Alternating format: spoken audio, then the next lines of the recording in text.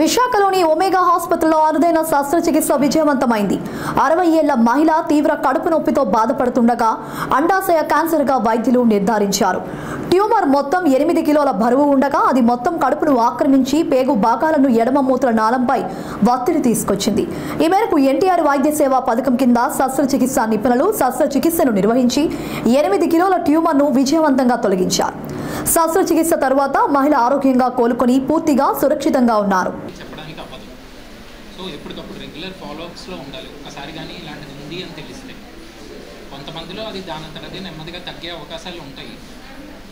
Some features చాలా కారణాలు ఉంటాయి. బట్ కొంతమందిలో అది ఇంకా పెరుగుతూ ఉంటుంది. సో అది ఎంత ఫాస్ట్గా పెరుగుతుంది, అందులో ఏమన్నా మార్పులు వచ్చాయా లేదా అనే దాన్ని బట్టి మనం మళ్ళీ ఆపరేషన్కి వెళ్ళాలా, క్యాన్సర్ ఇది సూచనలు ఎంతవరకు ఉన్నాయి స్కాన్ ప్రకారం అనే దాన్ని బట్టి మనం ఆపరేషన్ అనేది ఖచ్చితంగా అవసరం పడే ఛాన్సెస్ ఎక్కువ మందిలో ఉంటుంది. సో ఇవన్నీ ఒక్క స్కాన్తో కానీ ఒక్కసారి డాక్టర్ విజిట్తో కానీ కన్ఫర్మ్ అయ్యే అవకాశాలు ఉండవు. సో ఒక్కసారి ప్రాబ్లం ఉంది అని తెలిసింది అని అంటే ఎప్పటికప్పుడు వచ్చి మళ్ళీ చూపించుకుంటూ ఉంటేనే మంచిది. అది ప్రతి 3 నెలలకు ఒకసారి కావచ్చు, 6 నెలలకు ఒకసారి అయినా కావచ్చు.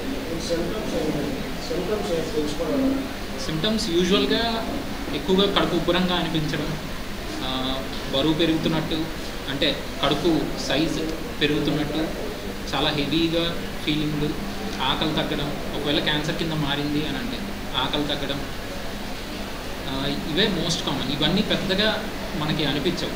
బట్ ఇలాంటి చిన్న చిన్న మార్పులకు కూడా మనం వెళ్ళి చూపించుకుంటే కానీ మనం ఇది తొందరగా కనుక్కునే అవకాశం ఉండదు.